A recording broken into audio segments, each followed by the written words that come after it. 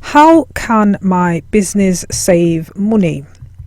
Brought to you by Google's Bookkeepers. If you are enjoying the channel, please subscribe, like and share. So first of all, if you want your business to save money, then you need to understand the point at which you're beginning from. So it's useful to do an expenses review. Literally sit down and list the expenses that you have, and this could be applied on a personal level or on a business level, but we're going to focus on the business. So what you can do is have a list of your income, what it is now, and maybe what your target goal is. Same for expenses. What are your expenses now? So list, for example, rent, mortgage, what it is now, and maybe what your goal is. Expenses that you might spend, internet, on the phone, whatever it is, whatever business cost it is, what it is now and what the goal is. Now there is an idea. I just want to share with you a little story of how you can spend less, cut costs, and how it can really impact your bottom line. The quickest way to increase your profits literally overnight is to spend less money. And with everything going on, you don't have to wait for a global pandemic to sit down and think about how and where the money is going to and from, but just periodically just review all your expenses or your spending, because it's very easy for this sort of stuff to just get out of hand. Very, very easy. We don't even realise. In 1987, an American airline company saved $40,000 by taking one olive out of the salads in first class. So it's pretty amazing. $40,000 saving just for one item like that.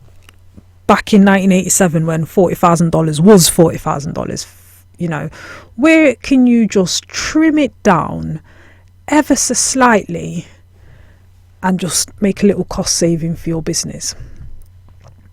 Think about what you could cut back on. Take a look at your figures. It's good to go through this with your bookkeeper or accountant. Just have a look at the monthly accounts and just, take a moment to sit down and really understand what's going on. Go through your list of expenses, look at your bank account, and just see, where's your money going? What are you spending the money on? Where is it going? Down the drain? Where's it going? Now remember, you can't delete all costs, but think about what can you reduce. And anything that you are spending money on, you can't cut it out altogether, but are you getting value for money? What you're spending, is that giving you good value for money? Because very often we have these contracts in place, we don't revisit them, we don't revise them. Are you on a higher tier? Can you lower the tier down? Will it affect anything? So just periodically, maybe quarterly, just have a quick look and just be like, okay, are we, just have a look at the last quarter, the last 3 months. Are we where we should be? Let me give you another story of a telephone answering service. Now in the beginning, back in the day, we were paying £79 a month, and for that we used to get 30 calls answered, and anything over that was charged at a rate of 99 pence per call. We looked and we saw that we had an average of 48 calls per month over the past 3 months. There was always a steady average, 48 calls. So what we decided to do is we switched to a provider to get 50 calls for £72 a month. So that more or less capped it. We were able to spend less, significantly less.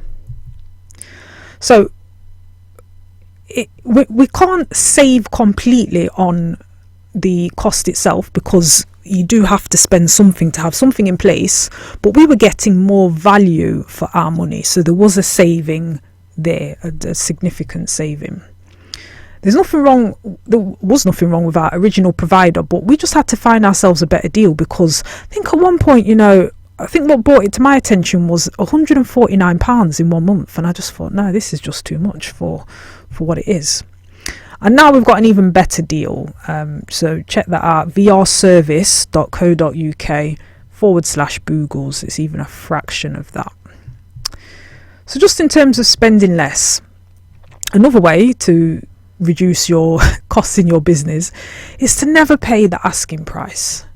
Now, if you ever watch the Dragon's Den, one thing you may or may not, but now that I've said it, you'll probably notice, is that they never, ever pay the asking price. I think in all the episodes, all the series I've ever watched, maybe there was only one time where they actually did pay the asking price. And I think at that point, I want to say it was a water company, and I think 4 of the dragons invested in it.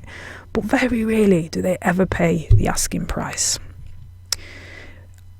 Alan Sugar, on his show The Apprentice, one of his tasks is that he sends them all out with a list of items, and the only stipulation is whoever gets back here with these 10 items for the cheapest price wins the task, and you can't pay the asking price. You have to negotiate.